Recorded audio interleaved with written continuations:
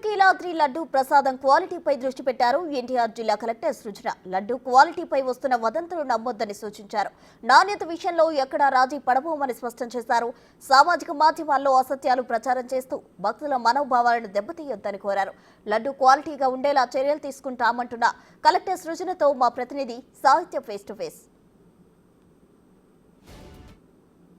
ప్రసాదంలో ఉన్న ఏవైతే నమూనాలు కూడా తీసుకెళ్లి దానికి క్వాలిటీ చెక్ కోసం అయితే హైదరాబాద్ తీసుకెళ్లారు.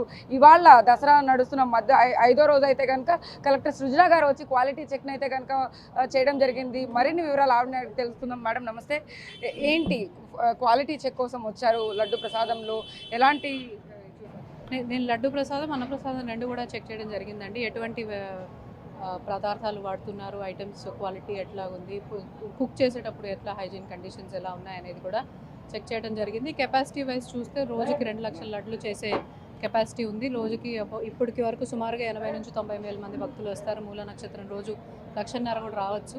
సో ఎంతమంది వచ్చినా కానీ కనీసం 2 లక్షల లడ్డులు ఎవ్రీడే అవైలబుల్గా ఉండేటట్టు కావాలనుకున్న వాళ్ళకి ఎవరికి కొరత లేకుండా చేయడం జరిగింది. దాంతోపాటు అన్నప్రసాదాలు అంటే 25,000 మందికి భోజనాలు పెట్టేటట్టు అది కూడా వేడిగా తయారు చేసి ఆ భోజన టైంలో కాకుండా మిగిలిన టైంలో వచ్చిన వాళ్ళకి ఖచ్చితంగా పులిహోరనో దద్దోజనమో అంటే ఏ టైంలో వచ్చినా కానీ ఏదో ఒక ఆహారం, నాణ్యమైన ఆహారం పెట్టే విధంగా కూడా ఏర్పాట్లు ఈసారి దేవస్థానం వాళ్ళు చేయడం జరిగింది. లడ్డూలు కూడా నాణ్యత పరిశీలిస్తున్నాము. ప్రతి బ్యాచ్ అయిన వెంటనే అది అన్నప్రసాదం కావచ్చు, లడ్డు ప్రసాదం కావచ్చు, దానికి ఫుడ్ సేఫ్టీ అధికారులతో టెస్ట్ చేయించి సర్టిఫై చేసిన తర్వాత బయటకు పంపిస్తాం. మేడం, ఫుడ్ సేఫ్టీ అధికారులు కొన్ని ఐటమ్స్ని కూడా వెనక్కి పంపించారు దేవస్థానం నుంచి అని కూడా వార్తలు వస్తున్నాయి. దాన్ని ఎట్లా? యాజ్ ఐ సెడ్ అండి, వీఆర్ చెకింగ్ ఎవ్రీ బ్యాచ్, కుకింగ్కి ముందు, కుకింగ్ తర్వాత. ఏ టైంలో కూడా నాట్ సాటిస్ఫాక్టరీ అనిపించినా కానీ వీఆర్ సెండింగ్ బ్యాక్. బికాస్ భక్తులు వాళ్ళ మనోభావాలు are more important than anything. కాబట్టి even if some quality is not good, we are not compromise. కొన్ని ఐటమ్స్ మీద ఎక్స్పైరీ డేట్ కూడా ఉండడం లేదు, అవి ఎప్పుడు ఎక్కడ మ్యానుఫ్యాక్చర్ చేశారనేది కూడా ఉండడం లేదు అని చెప్పేసి కూడా ఫుడ్ సేఫ్టీ అధికారులు చెప్పిన పరిస్థితి ఉంది కదా, దాని ఎలా చూడండి? సో అందుకని సప్లయర్స్తో మాట్లాడి అలాంటివి ఏమైనా జరిగితే పంపిస్తాం. వీఆర్ నాట్ యూజింగ్ దెమ్ అండి. So we're following the protocols. ఆ సెన్సిటివిటీ మనం కూడా గుర్తించాం కాబట్టి అలాంటి సప్లై చేసిన కాంట్రాక్టర్స్కి కూడా వార్న్ చేయడం జరుగుతుంది. మన ఆఫీసర్స్ కూడా ఎప్పుడు ఇక్కడే ఉండి అవే చెక్ చేస్తూ వండిన ముందు, వండిన తర్వాత కూడా సర్టిఫికేషన్స్ చేస్తున్నాం. క్వాలిటీ గురించి ఏమి భయాలు పెట్టుకోవాల్సిన అవసరం లేదంటారా? ఇప్పుడైతే కనుక భయాలు పెట్టాల్సిన అవసరం లేదండి. బికాజ్ బాధ్యతగా మన వాళ్ళందరూ పనిచేస్తున్నారు.